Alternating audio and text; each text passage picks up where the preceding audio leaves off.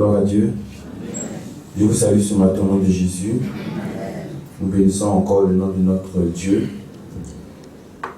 Nous avons un texte qui va faire l'objet de notre méditation aujourd'hui dans le livre de 2 Rois, le 2 Rois chapitre 2, verset 19. 2 Rois chapitre 2, le verset 19. 2 Rois chapitre 2, verset 19.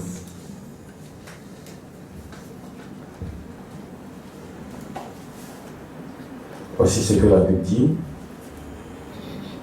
Les gens de la ville dirent à Élisée, voici, le séjour de la ville est bon, comme le voit mon Seigneur, mais les eaux sont mauvaises et le pays est stérile.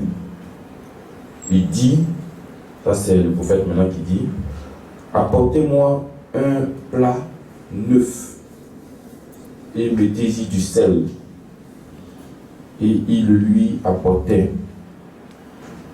Il alla vers la source des eaux et il y jeta du sel et dit, ainsi parle l'Éternel, j'assainis ces eaux. Il n'en proviendra plus ni mort ni stérilité. Et les eaux furent assainies jusqu'à ce jour, selon la parole qu'Élisée avait prononcée. Amen. Que Dieu nous bénisse encore. Vous voyez, tout à l'heure, nous étions en train d'écouter un témoignage d'enfantement. Et la dame, dans la salle d'accouchement, on cherche les douleurs de l'enfantement. Parce que chaque femme qui enfante, il y a des douleurs de l'enfantement qui sont là. Amen. Mais dans elle, son histoire, les sages-femmes la cherchent les douleurs de l'enfantement, mais les sages-femmes ne les trouvent pas. Au point où on lui dit, mais il faut crier un peu quand même. Vous voyez, mais ça ne te fait pas mal, mais il faut faire exprès de crier pour qu'on puisse sentir que tu es en train d'accoucher. Est-ce que c'est les cris là seulement qui vont faire qu'on va savoir qu'elle a accouché? Le bébé que vous allez voir, vous allez savoir qu'elle a accouché. Amen, non? Amen. Et ça, c'est la gloire de Dieu. Pourquoi je le dis? Vous savez que les douleurs de l'enfantement n'étaient pas prévues dans l'histoire de la femme. C'est après la désobéissance de l'homme avec sa femme que Dieu a dit maintenant à la femme que tu vas accoucher avec douleur. Quand Dieu lui dit que tu vas accoucher avec douleur, ça veut dire qu'au préalable, elle ne devait pas accoucher avec douleur. Sinon, si elle doit accoucher avec douleur, pourquoi elle va bien dire que tu vas accoucher avec douleur? Si c'est déjà là, pourquoi on va dire ça? Donc, ce n'était pas prévu. L'homme aussi ne devait pas manger à la sueur de son front. C'est-à-dire que si l'homme avait besoin de manger, comment il allait faire? Je vous pose la question. Si l'homme avait besoin de manger, comment il allait faire? Oui. Il y a tout dans le jardin. Bien sûr, il y a tout dans le jardin.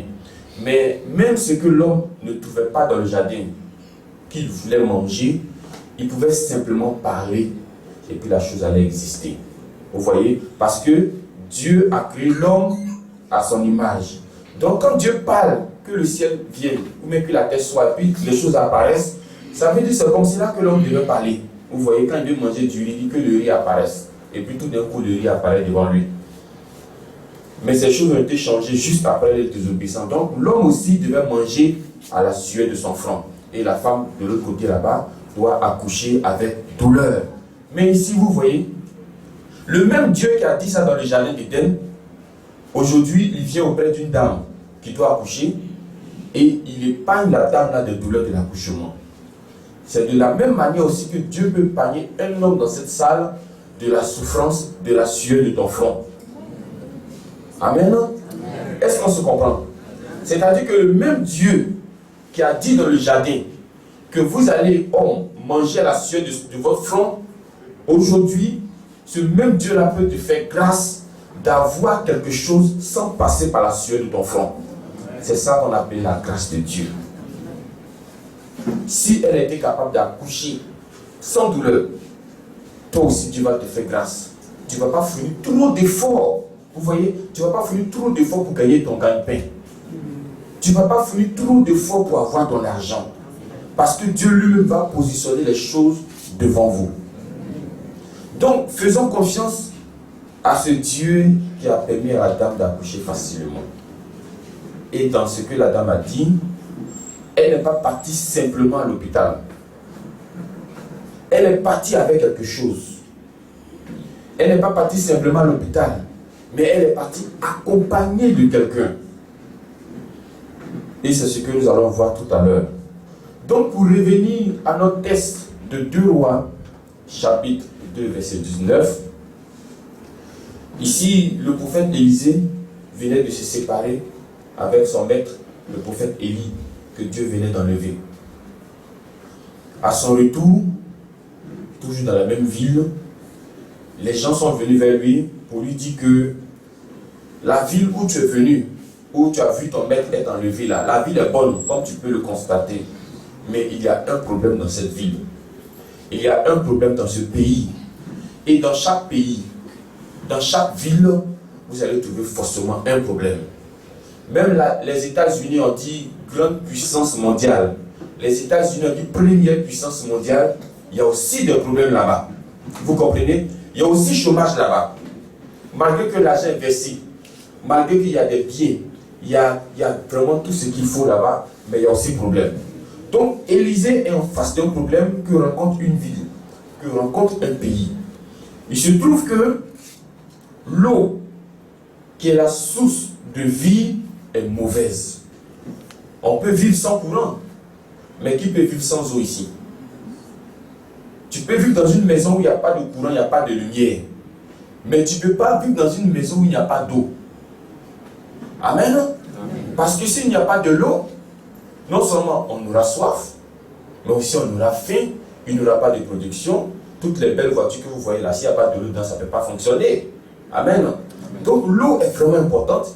Et c'est cette eau dans cette ville-là qui a problème. Donc ils vont voir le prophète.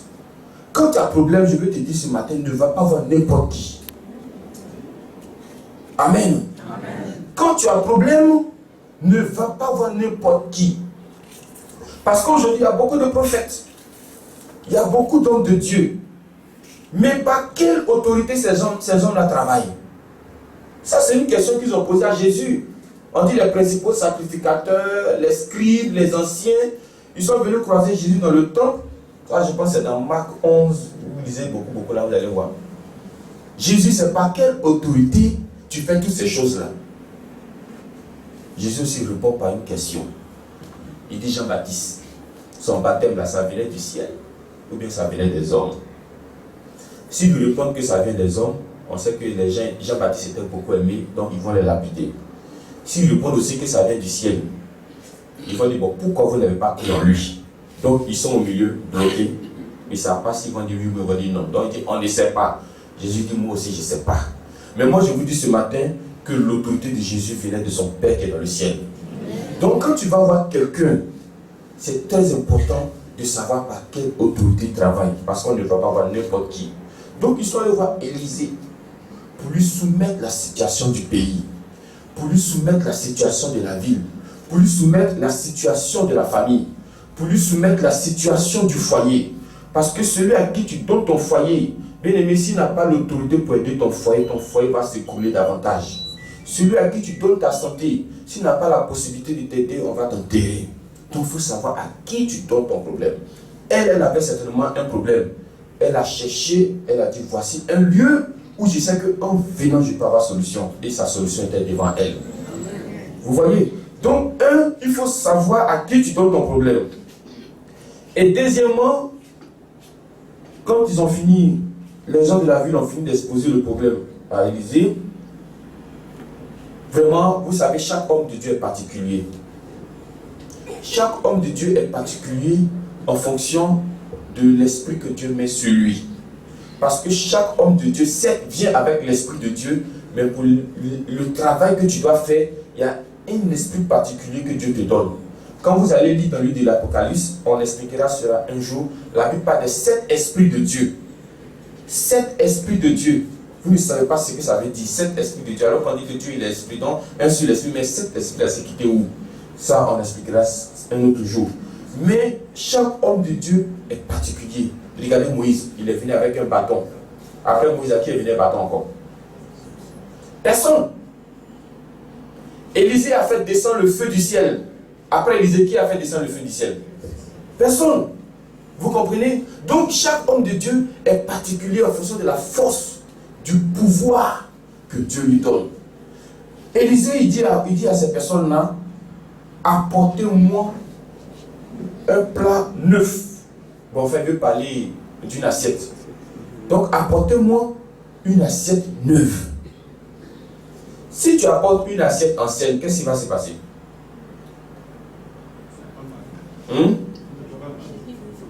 Ça ne va pas marcher. Le monsieur dit, apporte-moi un plat neuf. Toi, tu t'en vas, tu envoies les assiettes rouillées.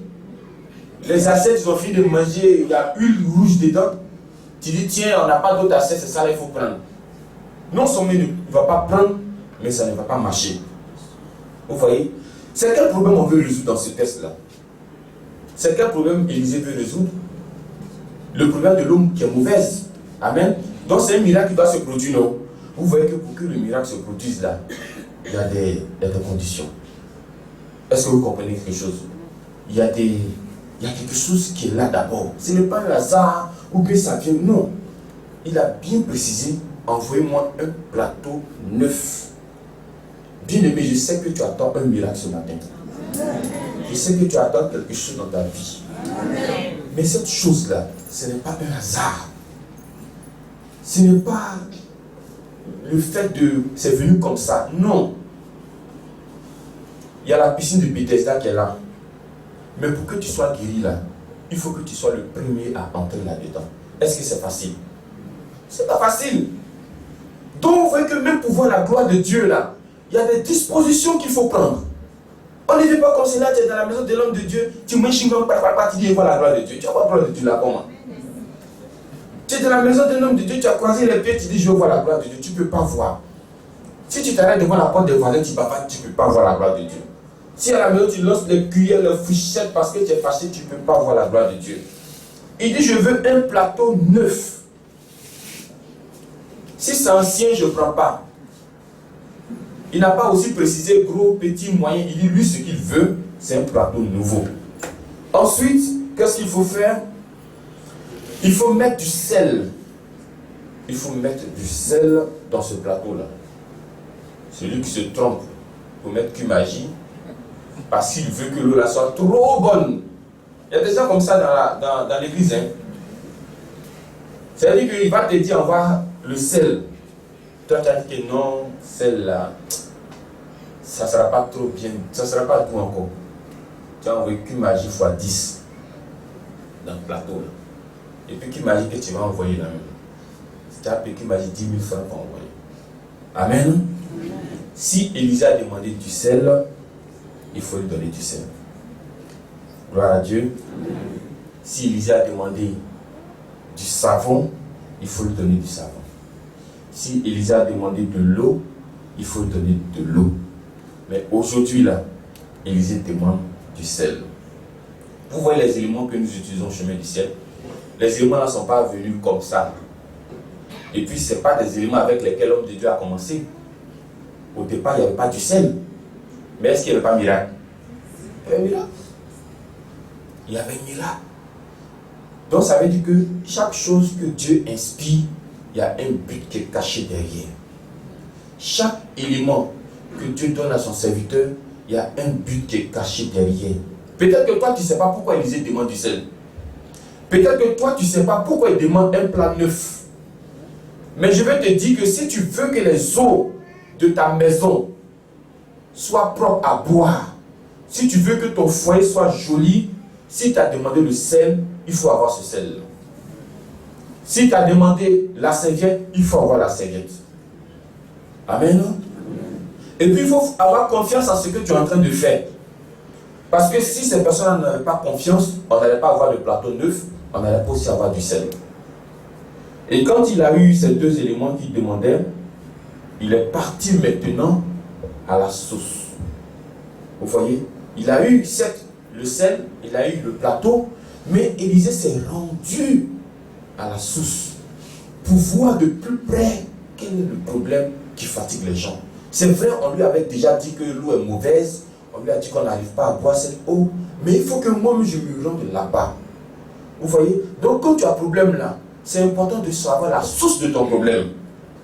C'est la cause pour laquelle l'homme de Dieu ici vous dit de suivre vos songes. Parce que dans vos songes là, vous allez connaître la source de votre problème. Dieu va vous révéler ça. Peut-être que toi, la source de ton problème, c'est au village. Peut-être que toi, la source de ton problème, c'est ton quartier.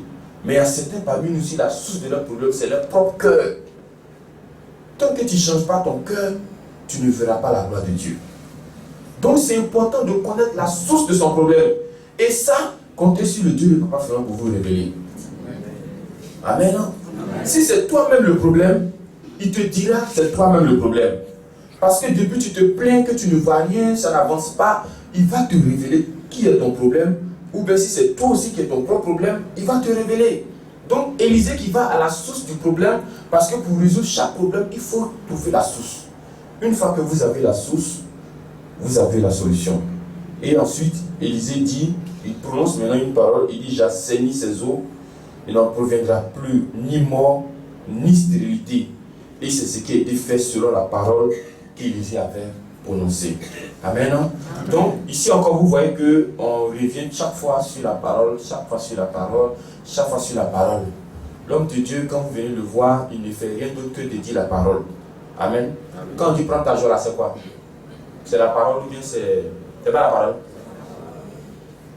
Prends ta joie, prends ta guérison, prends ta paix, même ceux qui sont en Europe là. Et puis au téléphone 5 secondes là, c'est pas la même parole là. C'est la même parole là, non? Maintenant, je vous explique quelque chose. Une dame vient ici avec une situation comme quoi elle a pris le sang de Jésus. Mais depuis qu'elle utilise le sang de Jésus là, il y a le feu sur elle. Donc elle n'arrive pas à utiliser son sang de Jésus. Moi, je ne sais pas si le sang de Jésus que vous prenez là, si vous n'arrivez pas à l'utiliser. Est-ce que quelqu'un n'arrive pas à utiliser son sang de Jésus ici? Si. Vous tous, vous arrivez à utiliser. Et il y a un résultat. Ce résultat-là, je vous dis que ce n'est rien d'autre que la parole que l'homme de Dieu parle sur le sang de Jésus. Là. Ce n'est rien d'autre. Il n'y a pas de canarie, il n'y a pas de gris, il n'y a rien. C'est la parole, je vous assure. Élisée, il avait un support qui était le plan neuf, qui était le sel. Nous aussi, nous avons des supports, le sang de Jésus, l'eau, serviette. Tout ça sont des supports. Mais il y a quelque chose qui vient derrière.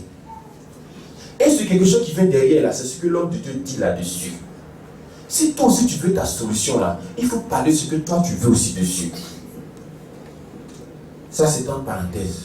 Mais la femme dit qu'elle n'arrive pas à utiliser son sang de Jésus. Donc qu'est-ce qu'elle est venue demander? Elle dit qu'elle veut que l'homme de Dieu même la touche pour que le feu qu'elle suit elle puisse quitter. Au lieu plutôt de dire pourquoi le feu est sur toi, tu dis non, tu veux qu'il te touche. Et ça, je lui ai demandé. J'ai dit, mais le monsieur, il a touché le sang de Jésus, le but t'a donné. J'ai dit, le feu est sur toi. Donc, si tu touches directement là, tu veux qu'on t'enterre ou tu veux qu'il reste sur toi.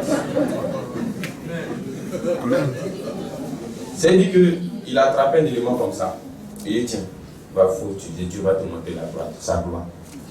Toi, tu es dans la maison, le feu est sur toi. Tu laisses ça là, tu viens, tu dis, est-ce que lui ne peut pas directement me toucher pour que le feu là quitte sur lui? Mais tu seras électrocuté spirituellement. Tu seras projeté. Là, ce n'est plus le feu, c'est l'enfer. Vous voyez, tu t'es dans braise, tu dis, il faut qu'on t'enlève dans braise. Mais on va te mettre directement dans fournaise. Vous comprenez? Il y a un problème qu'elle doit résoudre, mais peut-être qu'elle ne veut pas reconnaître. Ça, c'est entre elle et Dieu. Mais je vais simplement dire que tout ce qui se passe ici, la base, c'est la parole. Vous voyez, l'homme de Dieu parle, même les nouvelles personnes. Tout à l'heure, quand vous allez vous asseoir, peut-être c'est 2 secondes, peut-être c'est 1 seconde et demie, peut-être c'est 0,5 tiers, je ne sais pas.